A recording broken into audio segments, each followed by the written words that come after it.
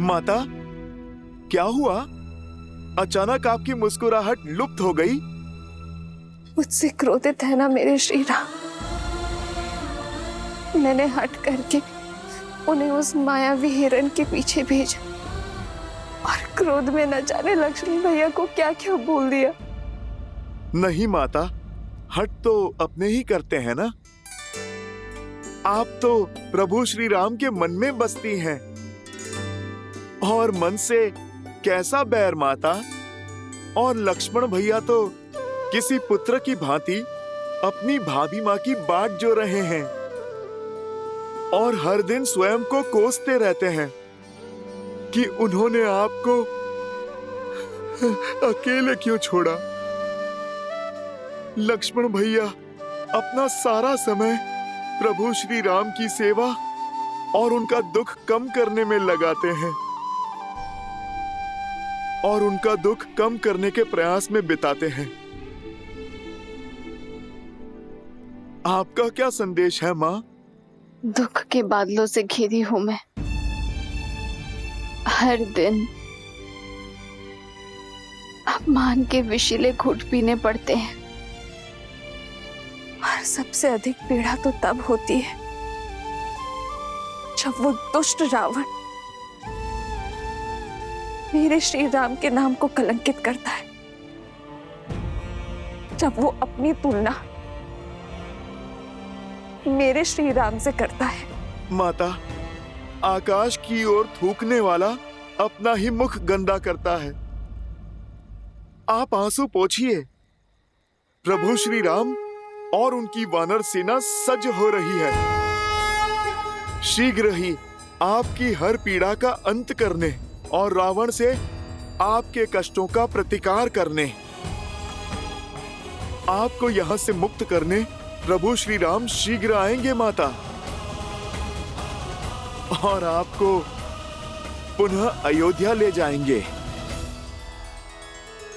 माता, उस दुस्साहसी रावण ने मेरे ही सामने मेरे प्रभु श्री राम और आपका अपमान किया है, और कोई भी भक्त अपने प्रभु के सम्मान पे वार नहीं सह सकता। उस रावण को तो उत्तर देना ही होगा।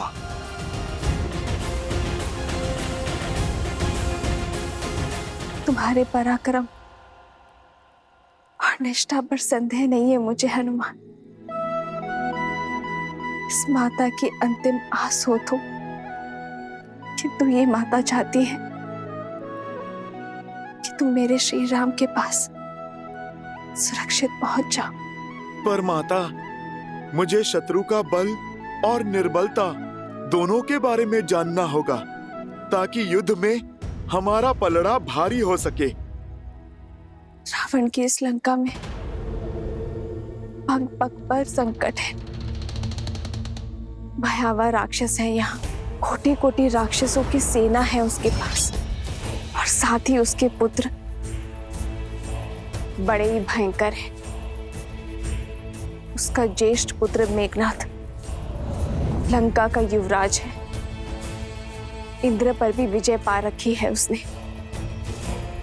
उसके पास 3 महाशक्तिशाली अस्त्र है हनुमान। सम्मोहनास्त्र, ब्रह्मास्त्र और नागपाश भी है। रावण का एक महाकाय भाई भी है, कुंभकर्ण, जो 6 माह के लिए सोता है और 6 माह जागता है।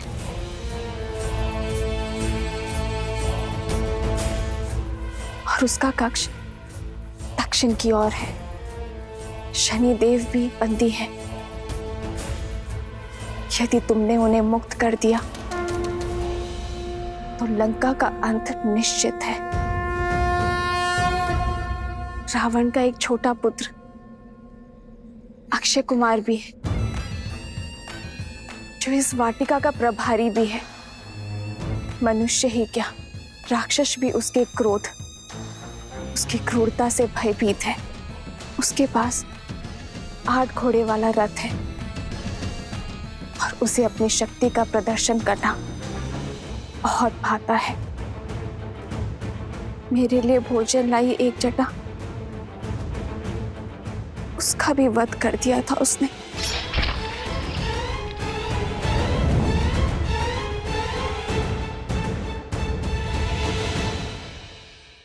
पुत्र, मुझे विश्वास था कि मेरे श्री राम अवश्य आएंगे, इसलिए मैंने ये सारी सूचना सजो कर रखी थी।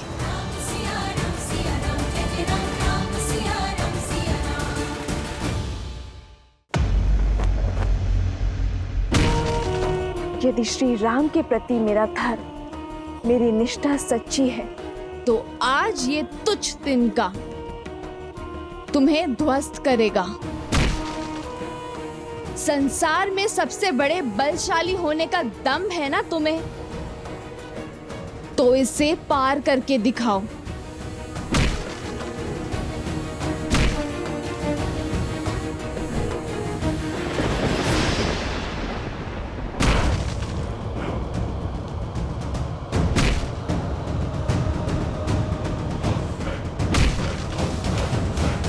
पिताश्री,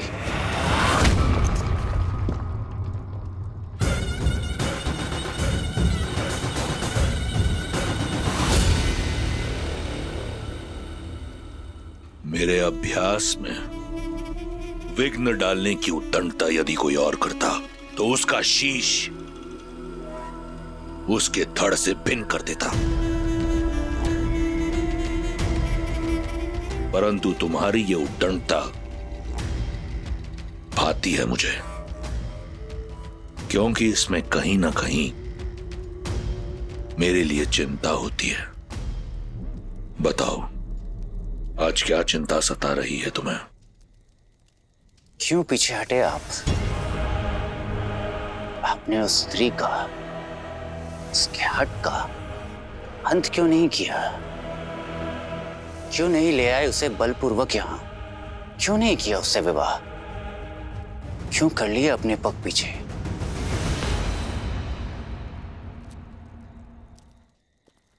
मैं विवश था पुत्र।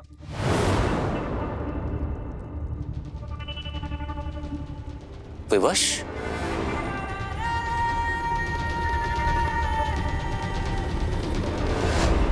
दसों लोगों के स्वामी को ऐसे कौन सी विवशता है?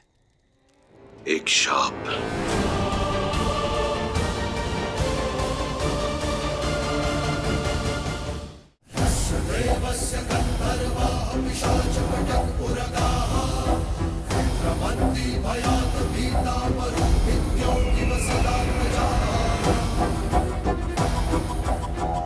एक बार पुष्पक में भ्रमण करते हुए मेरी दृष्टि रंभा पर पड़ी।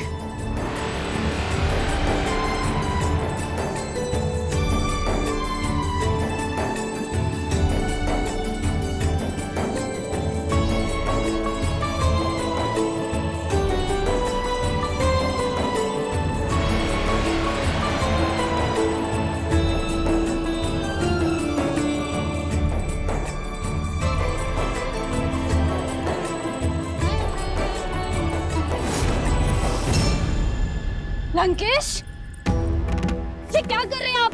हाथ छोड़िए मेरा। मैं नल कुबेर की धर्म पत्नी हूँ और आपके बड़े भाई की पुत्र वधू। ससुर हैं आप मेरे। अप्सराएं कब से किसी की बहू बेटी होने लगी रंभा?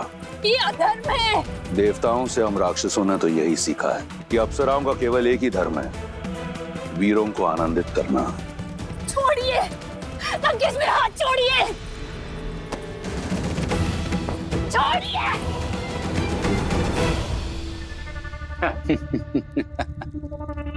उचित तर्क दिया है आपने पिताश्री।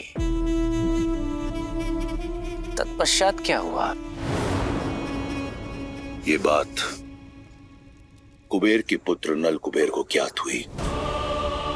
वो क्रोधित होकर मेरे पास आया। मैंने उसे समझाने का बहुत प्रयास किया, बताया उसे कि अप्सराएं किसी की नहीं होती, परंतु अपने क्रोध और पत्नी मोह में चूर नल कुबेर ने मुझे शाप दे दिया।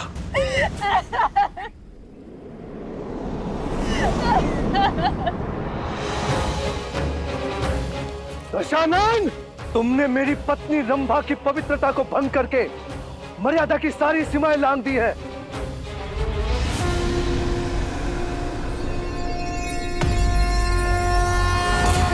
मैं नल कुबेर ब्रह्मदेव को साक्षी मानकर श्राप देता हूं तुम्हें, यदि तुमने कभी किसी पराई स्त्री को काम वासना की मंशा से बलपूर्वक बिना उसकी सहमति के उसे पाने का प्रयास किया तो तुम्हारा सिर 7 टुकड़ों में फटकर नष्ट हो जाएगा।